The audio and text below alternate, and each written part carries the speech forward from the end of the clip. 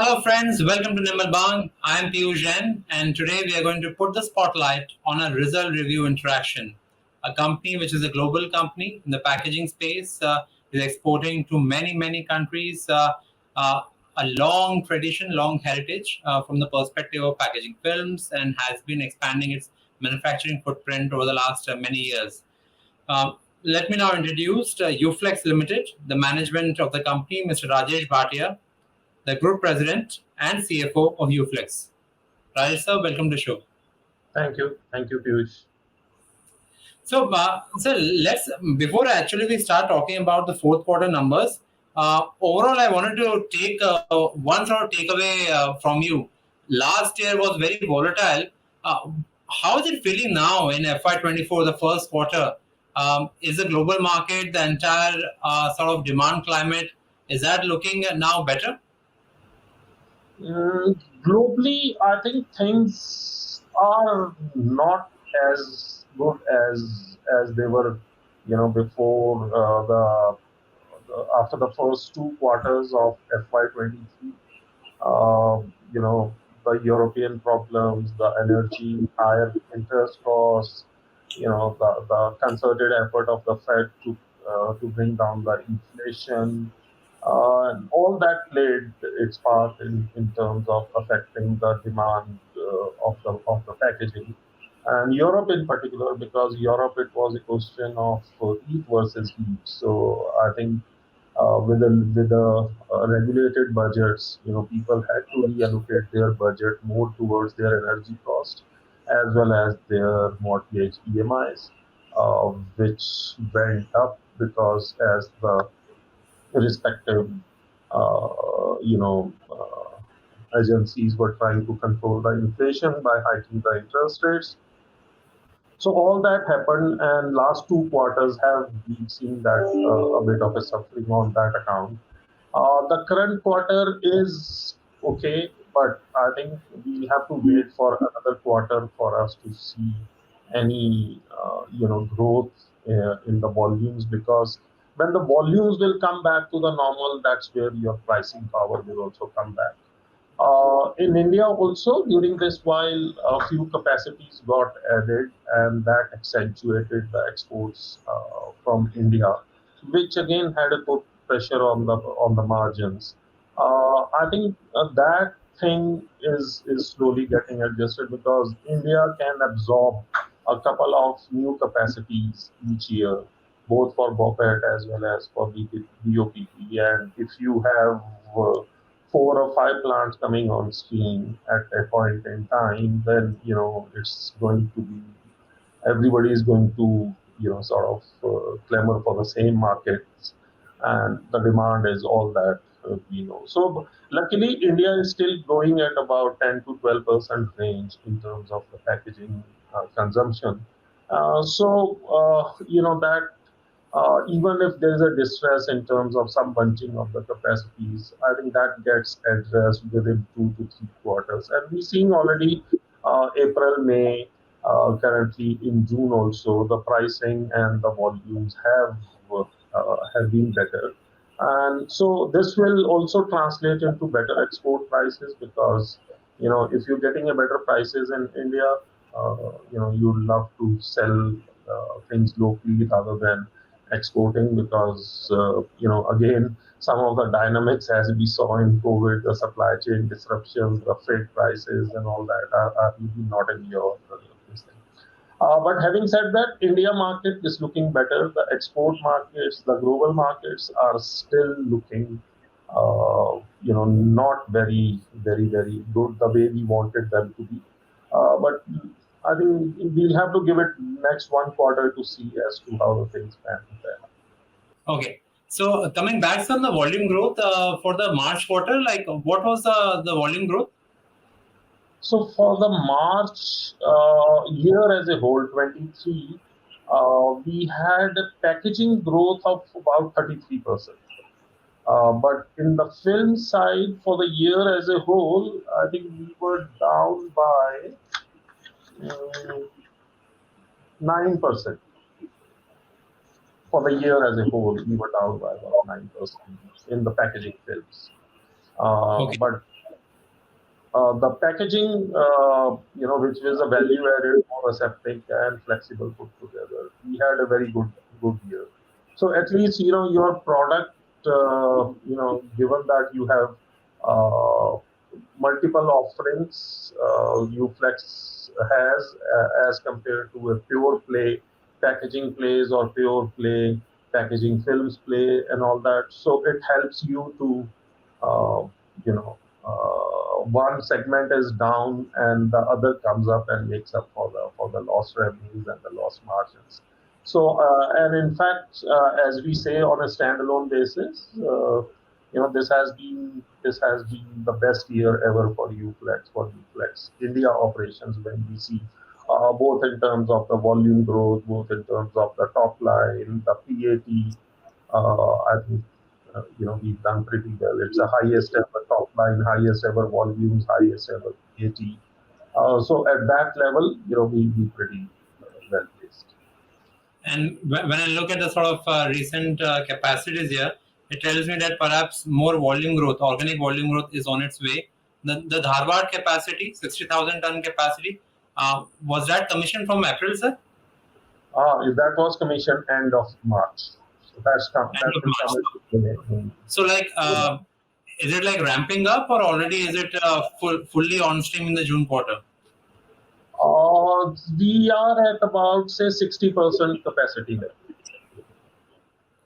Right. And at its almost optimum utilization, what is the sort of volume growth it could be adding up? So with the 60,000 tons, I think we would be looking at about a 10% overall volume growth across the entire portfolio of UFlex. That's in itself is very strong. And how about the Dubai CPP capacity? That's also around 18,000 tons, and we also saw the commissioning was recent. Yes, that also got commissioned, so that will also add to the revenues. That's also operating at about 60% utilization level currently. So I think the endeavor is to, in a gap of a year, to take it about to 85%, kind of the levels. That's where you will be I don't because know. there's a I don't know if my there's numbers would be quite wrong, but combining the two plants, we would be looking at 12 to 13% volume growth a just from these two plants itself, sir, right? absolutely.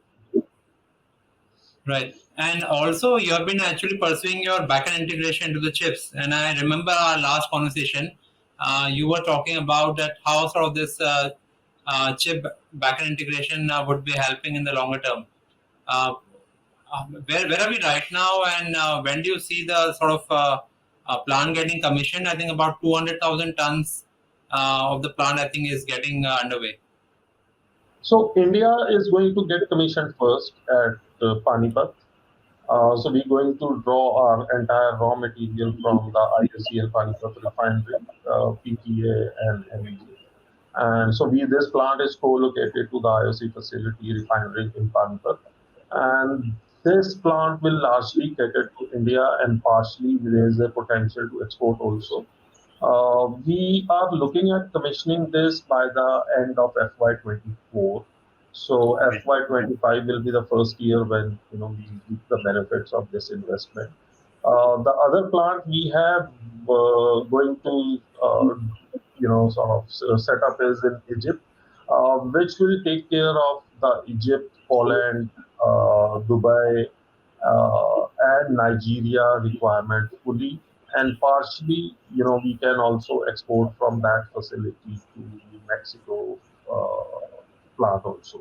So I think once we are done with this, with the 80% of our capacity, uh, our requirements already tied up from this facility. I think that's then 25% is what you are left with to procure from the market. So you are in a much more comfortable space as compared to today when you are almost the largest polyester manufacturer in the world and you do not have any raw material security. We've suffered in the COVID during from 20 to 23, and it will now the things are normal from a raw material availability, demand, supply, shipping costs, and all that. Things are getting back to the normal. But yes, we did, lose out during the 2 or 3 years time in the COVID because of all these availability issues, transportation issues, demand supply disruptions. So and that sort of put we thought that's the time we firmed up that enough is enough, and now we need to have this raw material available internally, as most of the packaging film companies have already. Since bulk of it is going to be consumed internally, sir, and also I think keeping that in mind that FY24 we are not going to see any impact. It's only FY25. But still, just adding one point here, uh, what is sort of margin benefit you actually are going to see, or you're expecting from the sort of chips plant? I think if we look at the packaging films business, I think between 1.5 to 2% margin we will definitely have from this plant. And if there is a situation like what happened in the COVID and some disruption, the freight disruptions and all that, this could go up to 5%. That's actually very strong. So I think FY20 perhaps I think margin trigger is one which we should watch out for, and FY24 is all about volume trigger. I think two sort of main underlying tailwinds which are happening here. From there, sir, let's also talk about something I think which FY24 should be characterized about a lot of volatility. You suffered from currency effect, devaluation effect. Is Egypt now on a stable path? No more devaluation? Like, what's your own internal expectation? I think we'll expect further devaluation in Egyptian currency. Because the way even after the devaluation, the official rates as well as the market unofficial prices still are at a bit of a gap. So any further devaluation is really not ruled out over there. And but on a large on an overall basis, it does not impact your cash flows or anything, because it's a translation, because you book your revenues in a certain currency, then convert that to dollar, and then from dollar to INR, which is your reporting currency. It does impact the your balance sheet and the P&L look, but it's almost a non-cash flow affecting item. But Egypt and Nigeria both are, I think, are are looking at any further devaluation. Nigeria didn't devalue its currency. Nigeria was only that they've been the market prices, the market forces resulted in that devaluation. But Egypt was the one who twice in the last 1 year devalued its currency officially. So we had an impact of about 150 crores on account of devaluation per se, and about 190 crores on account of the exchange uh, differentiation in these two currencies in the last financial year.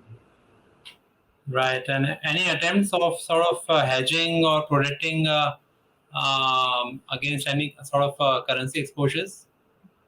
Right. Uh, So just for sir, adding one more point here. Out of your translation losses you cannot. answer, You cannot. so just adding one point here. Out of your total debt, how much there is a dollar debt? We have large euro debt and less of a dollar debt. So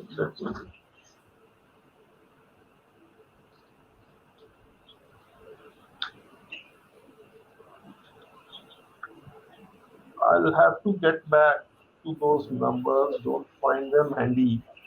Uh, just 1 minute. Okay.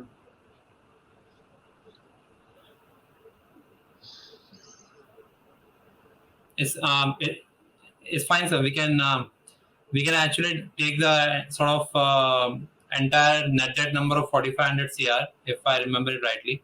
Yeah, that's the right number. Right. And So I got the number. So about our euro debt is about 46%. Our USD debt is about 45%. When we say our offshore business, uh, so these are the two large currencies in which we have the debt.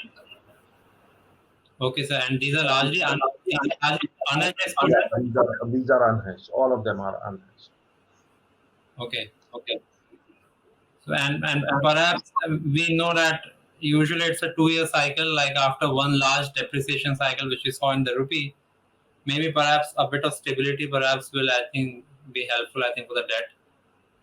So that perhaps could be, I think, one positive aspect which could be looked at.